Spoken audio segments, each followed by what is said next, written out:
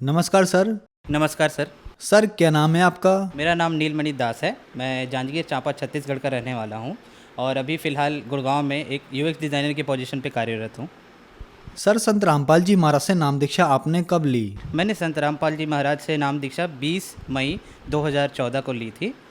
Sir संत रामपाल जी महाराज से नाम दीक्षा लेने से पहले क्या आप कोई भक्ति साधना भी करते थे? जी सर, मैं आशाराम से जुड़ा हुआ था। आशाराम जी की भक्ति करता था। ऑलमोस्ट मुझे 6 साल हो गए थे उनकी भक्ति करते करते। और उनकी भक्ति करते करते कुछ खास वैसे तो लाभ नहीं हुआ था, बट थोड़ी बहुत जो बुराइयां थी मेरे अंदर में वो छूट गई थी, मगर ऐसा कुछ एडवांस लेवल पे कुछ लाभ नहीं हुआ था सर। जी। तो फिर क्या कारण बना कि आप संत रामपाल जी महाराज की शरण में आए? जी, मैं एक साइंस का विद्यार्थी हूँ सर। मैं मतलब आईआईटी बॉम्बे में मैंने पढ़ाई भी की है। तो मेरे भैया पहले ही संत रामपाल जी महाराज से नाम दीक्षा ले चुके थे।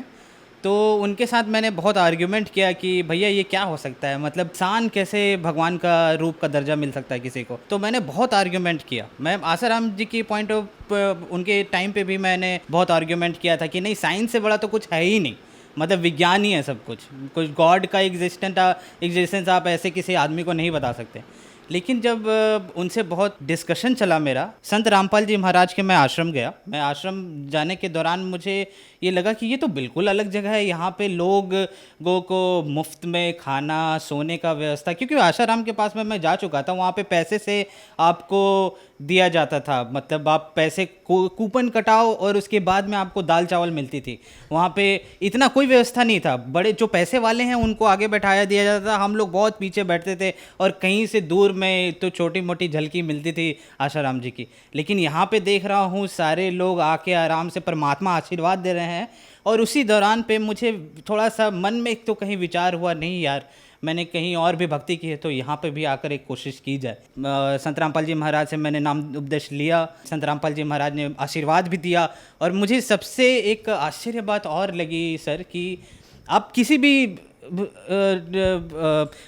व्यक्तिजन के आश्रम में जाएं, आशाराम जी को ले लें या किसी और भी बहुत सारे संत और जो पुरुष अपने आप को बताते हैं उनके आश्रम में जाएंगे तो वो लोग इंडिविजुअली आपको आकर आशीर्वाद नहीं देते हैं। मतलब जो मैंने नोटिस किया संत रामपाल जी महाराज के आश्रम में, वो हर एक शिष्य को आकर उनके सर पर हाथ रखकर आशीर्वाद दे रहे थे, जो कि अपने आप में एक बहुत बड़ी बात है। मतलब कौन से एक आप इतने बड़े पदवी पे पहुंच गए हो तो अपने आप को समझने लग जाते कि नहीं मैं तो आई एम गॉड। तो वो चीज़ मुझे लगा कि नहीं यार, वो तो एकदम बिल्कुल अपने आप को ऐसे दर्शा रहे हैं जैसे कि नहीं बेटा, मैं तुम्हारा गुरु हूँ और तुम लोग शिष्य हो, और तुम्हारा जितना भी दुख और ज़िंदगी में जितने कष्ट हैं उसको निवारण करना मेरा ही काम है। तो मतलब ये चीज़ मुझे दिखा और इसके बाद मैंने तो निश्चय कर लिया कि नहीं, मुझे संत रामपाल जी महाराज से नाम उपदेश लेना चाहिए। सर आप साइंस पर विश्वास करते हैं, फिर आपने संत रामपाल जी महाराज से नाम दीक्षा ली। हम आपसे पूछना चाहेंगे कि अभी आपकी क्या क्वालिफिकेशन है, आप क्या काम करते हैं? जी, मेरी क्वालिफ़िकेशन, मैं national institute of fashion technology से बैचलर इन डिज़ाइन टेक्सटाइल में मैंने डिग्री ली है। मैं उस दौरान पे शाहरुख खान, आपने अभिनेता का नाम सुना होगा, मैंने उसके के घर का इंटीरियर भी डिज़ाइन किया हुआ है। ये इंडिया टुडे के आर्टिकल में पब्लिश भी है। आप मेरा नाम अगर नील मणि करके इंडिया टुडे टाइप करेंगे तो आपको मिल जाएगा। उसके आर्टिकल में, टॉप आर्टिकल में ही मेरा नाम है। और उस वो शाहरुख खान के इंटीरियर करने के बाद बहुत बड़े बड़े डिज़ाइनर्स के भी साथ भी मैंने काम किया, जिनमें से मनीष अरोरा हैं और करण जौहर, वरुण बहल के साथ भी काम किया।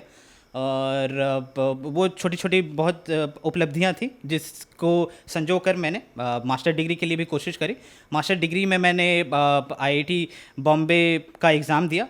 पहली दफ़ा जब एग्ज़ाम दिया था तो उस वक्त मेरा सिलेक्शन नहीं हुआ था। आईआईटी गुवाहाटी शायद मिलता, बट नहीं भी मिल रहा था। लेकिन दूसरी दफ़ा आईआईटी बॉम्बे मिला मुझे और ऑल इंडिया रैंक 27 मैंने प्राप्त किया। आईआईटी बॉम्बे में मैंने इंडस्ट्रियल डिज़ाइन, जिसको आप बोल सकते हैं कि स्पेसिफिकली उसका स्पेशलाइजेशन ह्यूमन कंप्यूटर इंटरेक्शन था, उसमें मैंने पढ़ाई की। और उसके बाद अभी फ़िलहाल मैं एक अमेरिकन कंपनी थॉटवर्क्स में एक सीनियर यूएक्स स्पेशलिस्ट के रूप में कार्यरत हूँ। सर तो मैंने मास्टर डिग्री आईआईटी बॉम्बे से करी है मुझे ऑल इंडिया रैंक 27 मिला था। आईआईटी बॉम्बे में मुझे गोल्ड मेडल भी मिला है, जिसमें फाइनल डिग्री का जो आपको प्रोजेक्ट सबमिट करना होता है उसमें मुझे गोल्ड मेडल मिला, बेस्ट स्टूडेंट का अवार्ड मिला था मुझे।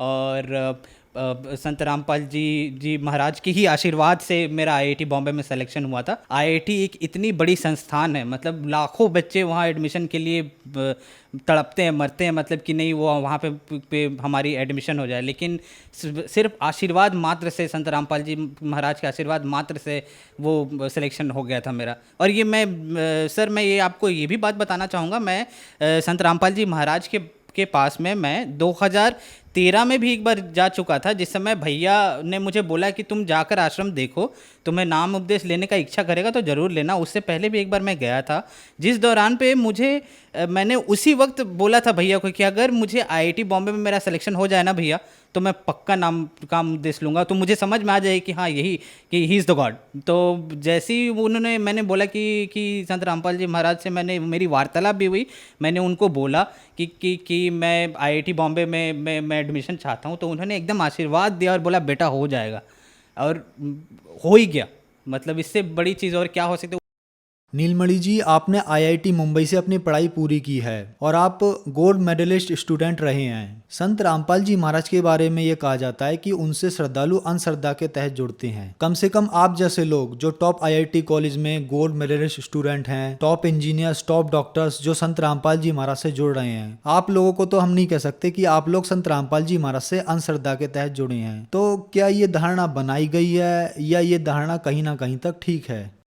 ये धारणा मुझे लगता है कि जब बरवाला कांड हुआ था उसके बाद में सोची समझी तहत एक साजिश थी। मतलब गवर्नमेंट ने बहुत अच्छे तरीके से प्री प्लान किया था मेरे ख्याल से कि संत रामपाल जी महाराज के जो अनुयायी हैं उनको ये बताया जाए कि अंधश्रद्धा से ये जुड़े हुए हैं, और उनके ज्ञान को भी अलग तरीके से पेश किया गया। बट मैं आपको बताता हूँ, आईआईटी के 70-80% स्टूडेंट को आप देख लेंगे वो एथीज़म की ओर जा रहे हैं, मतलब वो कंप्लीट एथिस्ट होते जा रहे हैं। उनको गॉड पे में यकीन ही नहीं है कि गॉड का एग्जिस्टेंस है, इसने इस पर्टिकुलर यूनिवर्स को किसने क्रिएट किया है। अरे भाई, आप बोलते हो कि ये गैलेक्सी इतना बड़ा है, मुझे दिखाई नहीं देता, इतना अभी तक आप मानिए सर कि जितने सारे आपके फिलोसोफर हैं, जितने सारे आपके साइंटिस्ट हैं, इवन आप बोलिए ना तो जो आईआईटी से मास्टर डिग्री लेते हैं उनको आप एक जूनियर साइंटिस्ट भी बोल सकते हैं, और मैं एक जूनियर साइंटिस्ट भी हूँ।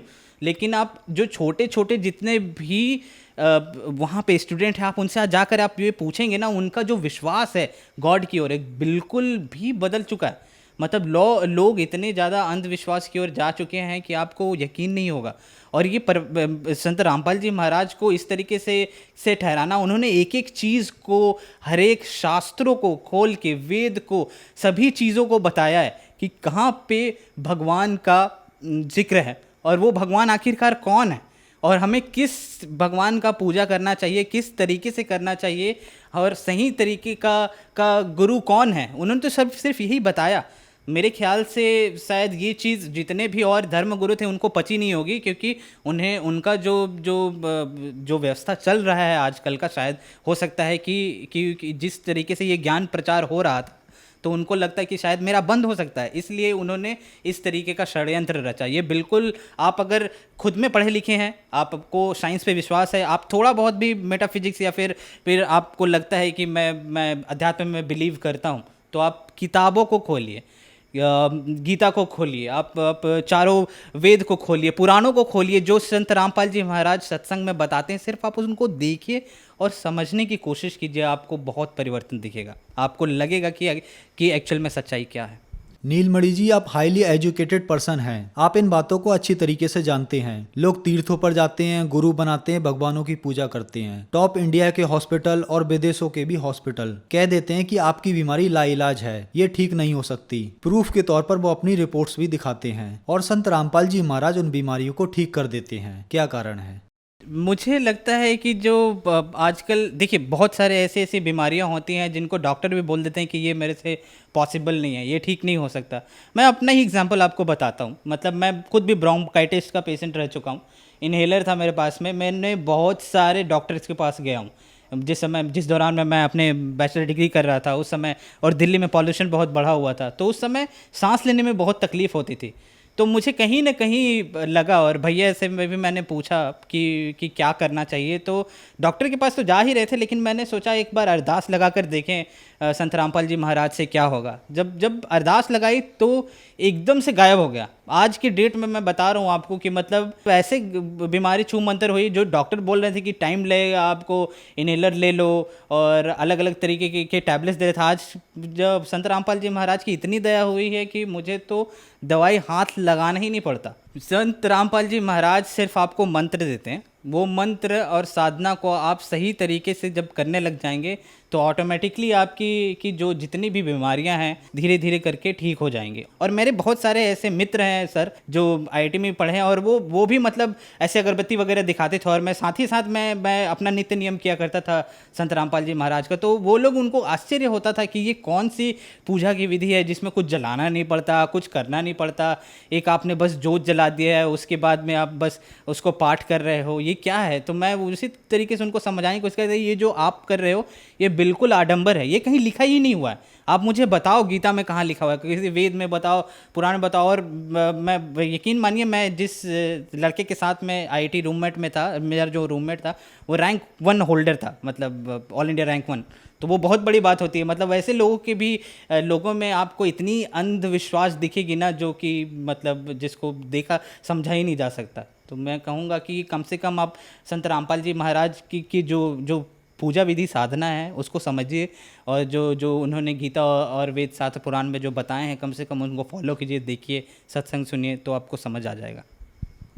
सर आप साइंटिस्ट हैं, हम आपसे पूछना चाहेंगे कि संत रामपाल जी महाराज के नामदान सेंटर पूरे इंडिया के साथ साथ विदेशों में भी खुले हुए हैं। संत रामपाल जी महाराज टीवी के माध्यम से नाम दीक्षा देते हैं, तो सर ये कैसे पॉसिबल हो रहा है, एक संत इतनी दूर बैठकर अपने श्रद्धालुओं को सभी लाभ, उनकी बीमारियां एक मंत्र देकर ठीक कर रहे हैं। मैं तो सर सबसे पहले मैं आपको ये बोलना चाहूँगा कि आपने उनको संत बोलकर मतलब वो गॉड हैं। मतलब आपको अगर यकीन नहीं होगा, वो गॉड है साक्षात, कबीर साहब हैं। मतलब मैंने लाइफ में बहुत परिवर्तन देखा अपने, मतलब इतनी पढ़ाई किया, ये किया वो किया, बहुत सारे डिस्कशंस हुए हैं। मतलब मैं झारखंड टॉपर रह चुका हूँ, गोल्ड मेडल जीता है मैंने मैथमेटिक्स में। इन सब का क्या है, ये सब कुछ नहीं है सर, मैं बता रहा हूँ आपको। 2.5-3 लाख रुपए तो सैलरी है आज मेरी महीने की। मतलब वो जो भी हो चुका हो सका है, वो सब सिर्फ और सिर्फ संत रामपाल जी महाराज की वजह से हो सका है। जो भी व्यक्ति इस बात को अगर बोलता है कि मतलब मैं साइंस हूँ और मैं आपको चैलेंज कर सकता हूँ, मैं बता रहा हूँ आपको, आप एक बार उनका सत्संग बस सुनकर देखिए। वो जो वहाँ जेल में बैठे हुए हैं ना, वो साक्षात भगवान है। उन्होंने ये पूरा का पूरा, मतलब वो बैठे बैठे वहाँ कितने सारे जो जो भक्तजन हैं, जितने शिष्य हैं उनके, उनका हर एक लाइलाज बीमारी ठीक हो जा रही है। और मैं बता रहा हूँ आपको सर, मैंने तो गुरु जी को, संत रामपाल जी महाराज को उस वक्त देखा था, लेकिन जो जो भक्त आज जिन्होंने देखा नहीं है, मिला नहीं है, उसके बावजूद भी जिन्होंने नामदान लिया है, उनको इतना लाभ मिला है, आप यकीन नहीं मानिएगा। मतलब ऐसे ऐसे लोगों की मैंने शिष्यों की मैंने गाथा सुनी है, जिन्होंने बताया कि मेरा पथरी ठीक हो गया, मेरी ब्रोंकाइटिस थी वो ठीक हो गया, मुझे कैंसर का बीमारी था वो ठीक हो गया। ये सब सारी चीज़ें आप देखोगे तो आपको यकीन आ जाएगा कि ये संत नहीं है जिसको आप संत बोल रहे हैं। कबीर साहब भी इसी तरीके से आए थे, उनको भी इसी तरीके से डिस्कार्ड कर दिया गया था, अवॉइड कर दिया गया था। आप उत्तर प्रदेश में भी जाओगे तो मंदिरों के ऊपर में भी इस तरीके से मतलब उनका जिक्र किया था। उनको बस कवि के रूप में ही देखा जाता है, उनको एक भगवान का दर्जा दिया ही नहीं गया। मैं बोल रहा हूँ एक छात्र होने के नाते कि कम से कम आप उनको भगवान नहीं मानते तो कम से कम उनकी बातों को तो सुनो। आप न्यूटन का लॉ पढ़ते हो, आप किसी गैलीलियो की बातों को सुनते हो, उनको तो समझते हो ना, उनकी बातों को तो मानते हो। आइंस्टाइन ने जो बोला उनकी बातों को मानते हो ना कि E = MC² होता है, इसको मान लेता हूँ मैं। एक बार मान कर तो देखो कि संत रामपाल जी महाराज क्या बोल रहे हैं। नीलमणि जी, जो श्रद्धालु आज आपको टीवी पर देख रहे हैं, खास करके वो युवा जो आज अपने आप को एथिस्ट यानी नास्तिक कहने पर गर्व महसूस करते हैं, उनके लिए आप क्या कहना चाहेंगे? आजकल के बच्चों को क्या कहा जाए सर, मतलब उनका पता ही नहीं क्या फिलॉसफी हो गया है, क्या थॉट प्रोसेस हो गया है। भगवान पे विश्वास नहीं, शायद माता पिता का इज्जत करना भी भूल चुके हैं।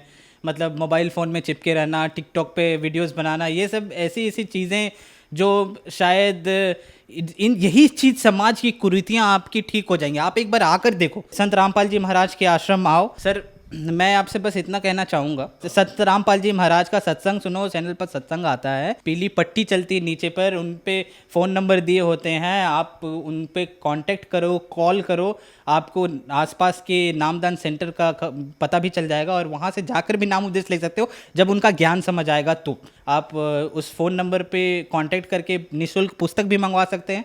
पुस्तक को पढ़िए, पूरा का पूरा मिलान कीजिए बुक बाय बुक, जब आपको समझ आ जाए तो आप नाम उपदेश ले सकते हैं। धन्यवाद जी। सत साहिब।